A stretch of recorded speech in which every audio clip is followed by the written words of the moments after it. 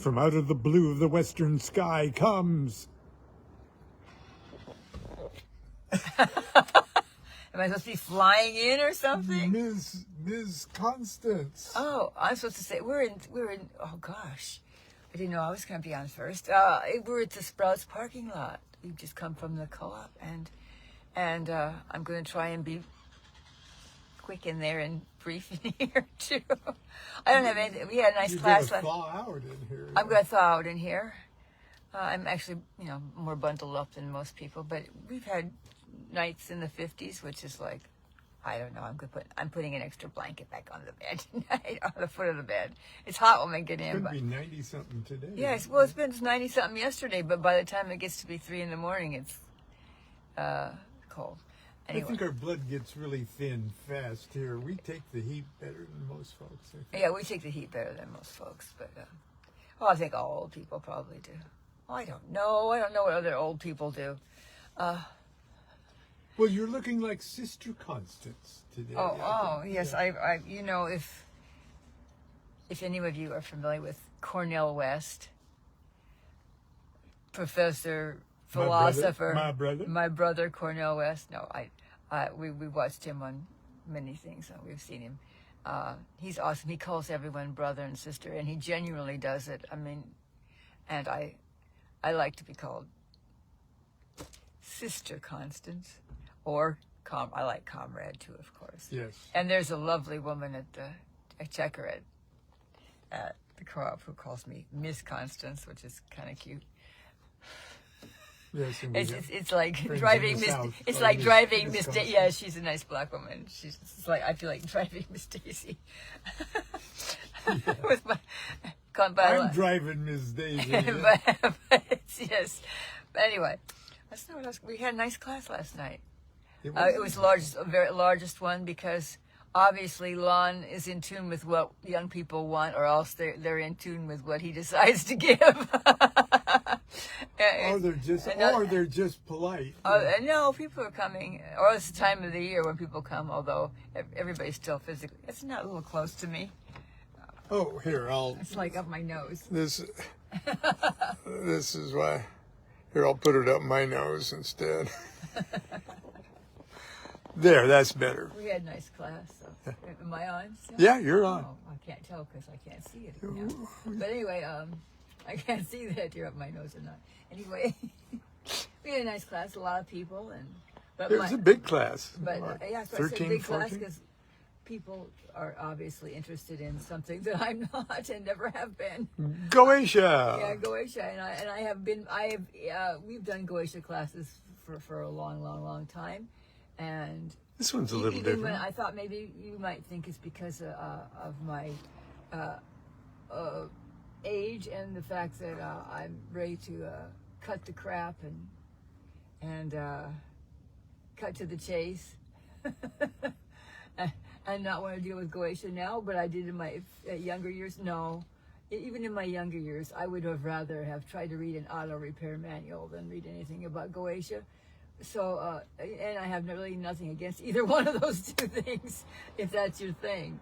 But I never have been interested in it, so I've been relegated to cleaning the bathroom and serving tea and making odd comments. Oh, you made enough odd comments last night. I did make enough odd comments, but nothing on the subject of Goetia. So, nothing on the subject of Goetia. And I'm just reading completely different things now, and so I'm not really interested in it. So, but I'm very pleased. Everybody was very nice and very attentive and interested in taking notes, and Lon made lots of handouts, and people sitting on the floor in uncomfortable chairs. Yeah. Class has always been more comfortable. But it's been more comfortable than at this house, for sure. This house is comfortable for about 6 to 8 people, not 12 people. But yeah. But anyway, so it was a good class. That's all. I'm tired out from scrubbing the floors and cleaning the bathroom. Now, I don't want to draw attention to your outfit today. Lon brought me, about a year ago, this lovely Japanese linen apron for about $7-8 online. And it has ties on the side. Just like we see on Tokyo Housewives. That's right. Yeah. And if there's anything I want to dress like, it's like people from Tokyo Housewives. Anyway,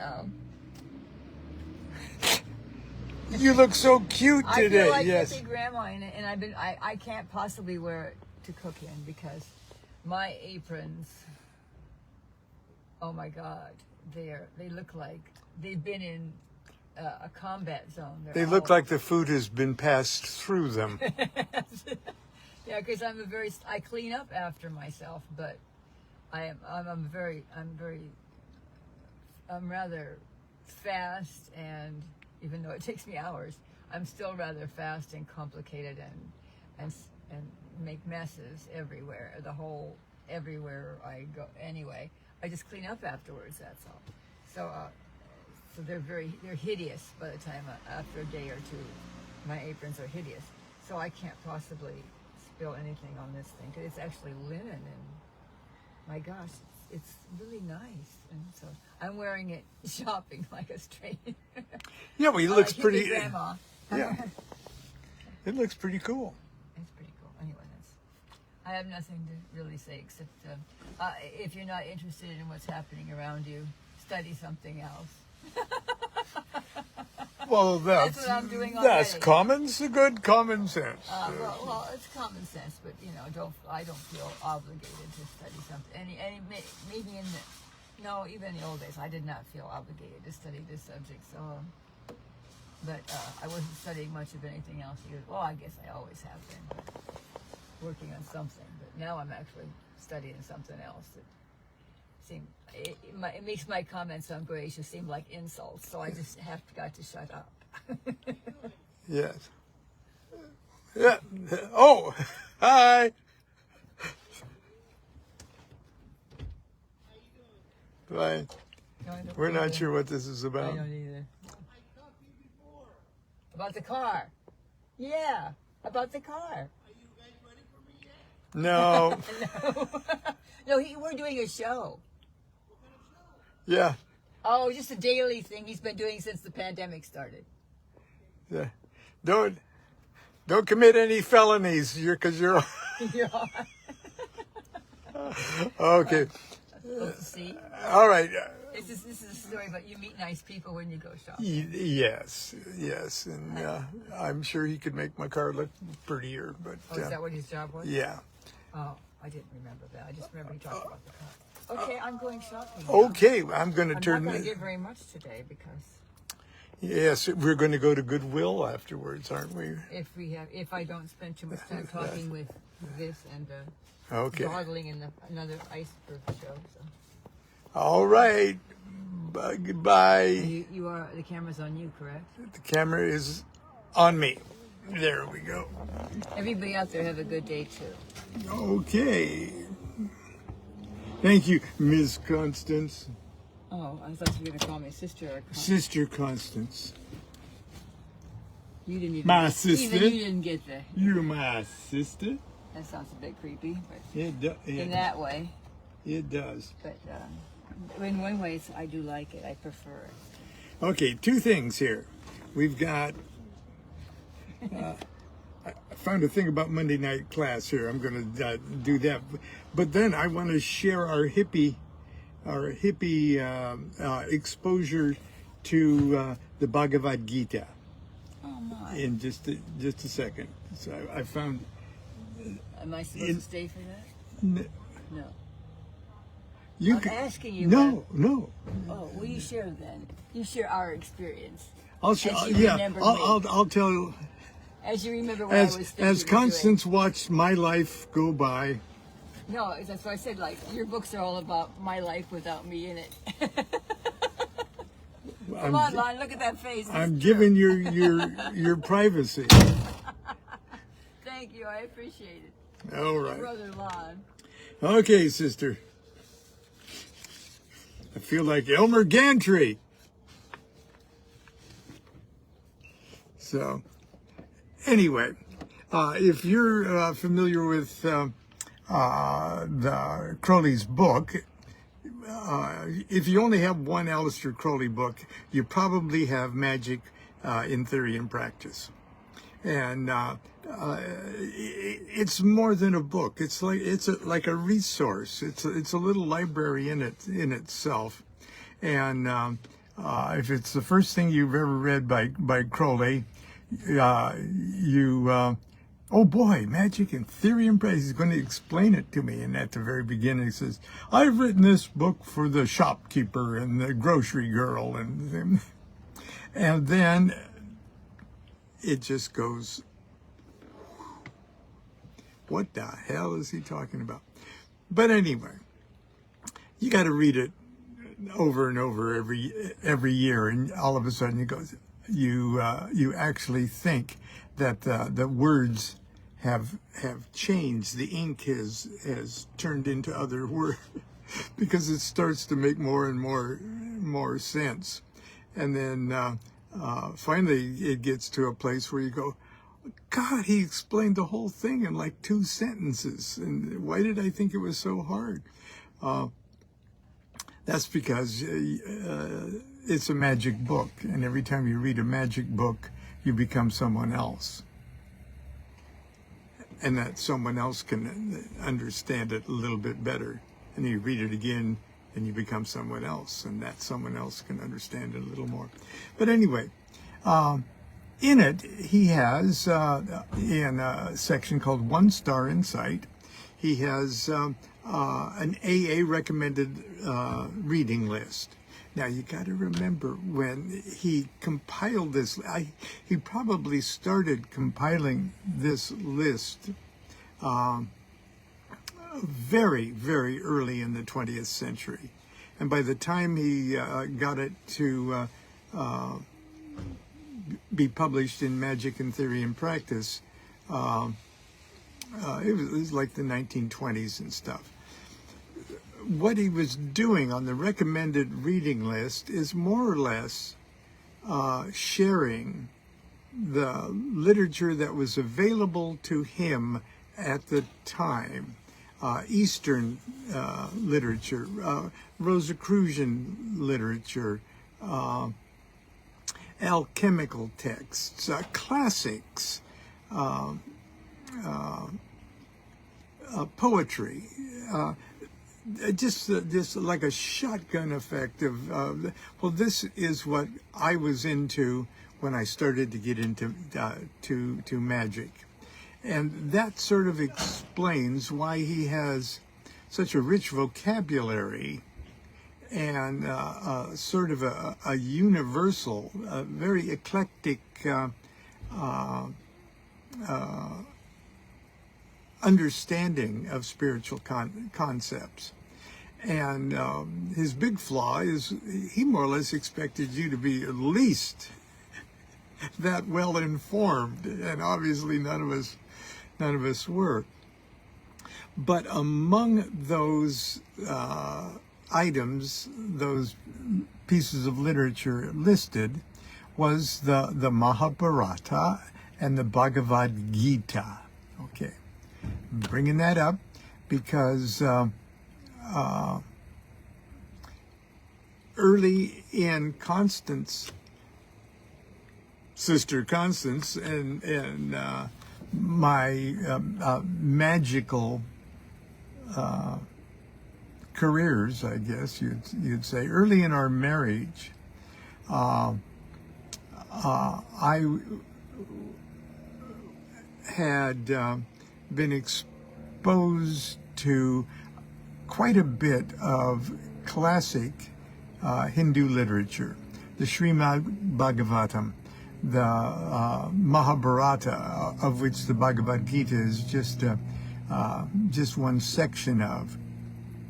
And it was just perfect timing for all of this interest, because there was like a worldwide movement among turned on youth in the United States and England and elsewhere. Well, take, for example, the Beatles, especially George Harrison. He was into all of that stuff, too.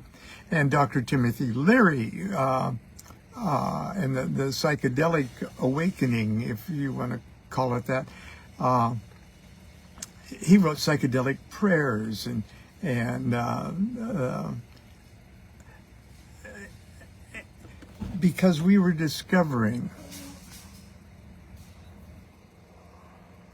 what's going on in our own minds as our psychedelically induced, you can call it mind expansion, or the psychedelic experience, when handled well, is a legitimate mystical experience. And mystical experiences are universal. In other words, a person in Polynesia can have a mystical experience that a person in Poland has too. Maybe the names and the figures and the forms and the concepts and the myths, all change, but the enlightenment doesn't change. It's universal. We're all hardwired. We're all hardwired in the same way that when the doors of perception are thrown open, the view is universally the same. But we were very familiar with the Hindu mysticism and the Bhagavad Gita, and I'm going to share just a little tiny bit of that with you today. And but we forget. We're 77 years old. And we forget that the young people that we're talking with, who are interested in magic, interested in alchemy and occult organizations and things like that, we forget that unlike our peers when we were growing up, many people weren't not only exposed to this stuff, but might be there's so much new stuff to be exposed to that we forget they weren't exposed to the exact same foundational material that we were. And when I look at Crowley's list of things for general reading, I sort of see that too. And Constance always wants us to do a class of early hippie literature, classic hippie liberal arts education, and maybe we should, but I'm going to share a little something with you, because this morning while I was pulling out books, this little thing right there, look, isn't that so cute? This little book, I bought it at the Self-Realization Fellowship, little gift shop there in Encinitas, California. And I'm sure you're seeing that backwards, but it says the Bhagavad Gita. And it's a little tiny Bhagavad Gita, and I just got it sort of as a novelty, because I figured, it's going to be too small a print, because it's not only in Sanskrit, but it's in English. And not only that, but you can almost read it. Okay, isn't that cute? It's even got a couple of funny cute little illustrations in the back.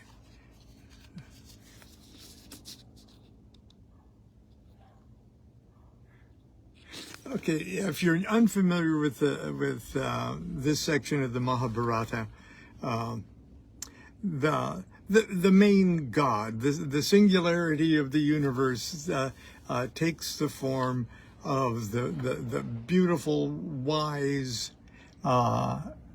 super cool God Krishna. And the Gita starts off with there are two like big families, sort of at the beginning of civilization, two big families, and they're at war with each other. Okay, and they all come from the same divine pedigree and things like that. And the current incarnation of God in this mythological thing is currently played by Krishna. Okay, today God will be played by Krishna. Okay, and both armies want Krishna to fight for them. Okay, because they're both convinced that their cause is right. And so Krishna, just being the just cool fucking guy he is, said, okay, look, I really can't take sides here, even though both of you are both good and evil. I can't really take sides, but I tell you what, I'll give one side my army, okay, and the other side can have me.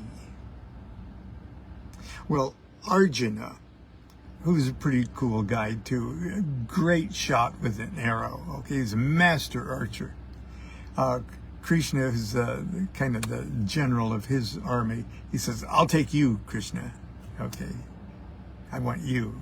They can have your army, I'll take you. And so he said, well, what do you want me to do? He said, drive my chariot. Drive my chariot so I can aim and shoot. Okay, you drive my chariot and I'll do the shooting. Krishna said, okay, I'll be your chariot driver.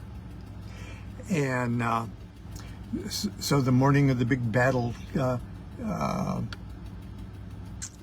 dawns, and Krishna drives Arjuna's chariot up on a hill or someplace, and he's looking out over the whole thing. And because it's so early in civilization, all the other army are his cousins. They're his friends, his aunts, his uncles, and everything else. The people he's getting ready to slaughter are his own people. Of course, his army is his own people too. But all of a sudden, he becomes faint of heart and sits down in his chariot and just says, shit, man, I can't do this, okay? Look, how can I, raise my arrow against, Uncle Tanus or whatever? And Krishna says, look, snap out of it, kid, and he gives this sort of a wonderful warrior pep talk, but that's not really getting through to Krishna. And Krishna eventually said, look, if you really knew the big picture, you can't kill any of these people. None of these people can die. You can't get killed.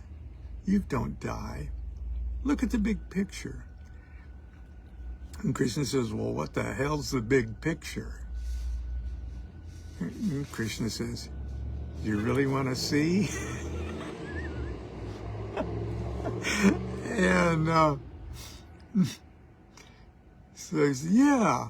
And then Krishna becomes everything. Okay, and there's a wonderful Jimi Hendrix album cover that is a version of this where Krishna shows himself to be every freaking thing in the universe and every god for infinite directions and stuff. And Arjuna is just going, stop, stop, my meat brain can't handle this. And then Krishna says, look, listen to me. And then he tells him everything about everything. And he does it in just a few short 16, 17 short little couple page chapters. I'm going to read one of those chapters to you right now from my little tiny Bhagavad Gita. Let's see. This is chapter 7, Self-Knowledge and Enlightenment. Lord Krishna said, listen, O Arjuna, it is only by having your mind fixed on me, or the singularity, okay, by practicing yoga and taking refuge in me, you can know me completely, free from doubt. I shall now explain to you, without holding back, knowledge and its realization, understanding which there would remain nothing you do not understand.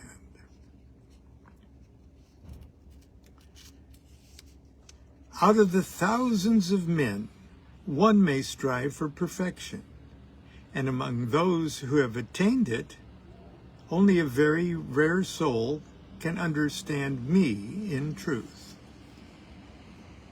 Earth, water, fire, air, ether, mind, intellect, and ego. These 8 together constitute my separate material energies. However, besides these, O mighty armed one, I have another superior energy comprising of souls by which this universe is maintained.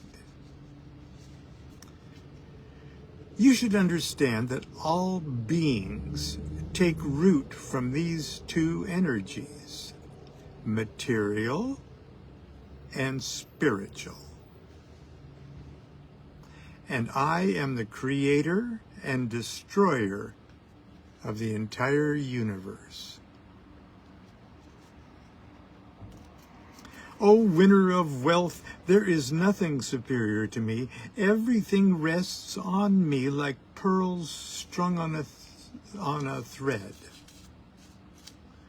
O son of Kunti, I am the taste in water, the light in the sun and the moon, the sacred syllable Om in the Vedas, the sound in ether, and the ability in man.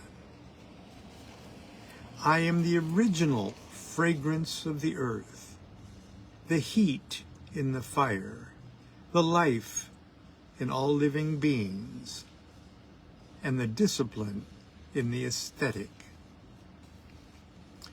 O Arjuna, know me to be the eternal seed of all beings, the wisdom of the wise, and the power of the glorious.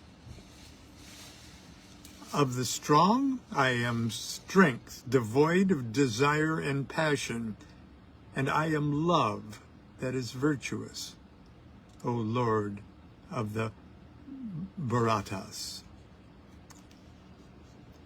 Know that all states of being, be it purity, passion, or ignorance, all issue from me alone.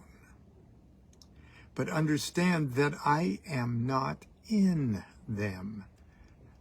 They are in me.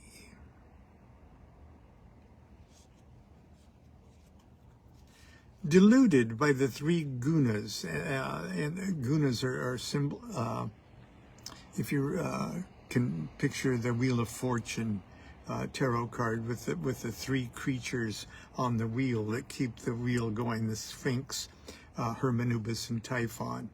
And the three gunas are qualities. Okay, their constant battle to be on top. So one is always ascending, one is always descending, and one is always on top. They create the whirling motion, if you will, of the manifest universe. And you might look at that as the same thing as, in a way, it's the same thing as Hesed, number 4 on the tree of life, that is below the abyss. That's where Jupiter thinks he's God.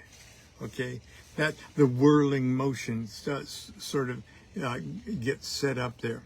So, deluded by the three gunas, the entire universe does not understand me. I, who am above the three modes of nature and inexhaustible. This divine energy of mine, consisting of the modes of material nature, is certainly difficult to overcome. But those who have surrendered to me can easily overcome it. Those who are grossly foolish, the lowest among men, whose knowledge is wrapped in illusion and whose very nature is demonic, do not surrender to me. O Arjuna, among the pious, 4 kinds of men worship me: the distressed, those who desire wealth, the inquisitive, and those seeking knowledge of the absolute truth. Of these, the man seeking knowledge and who is engaged in pure devotional service to me is the best. He is indeed dear to me who is fond of me.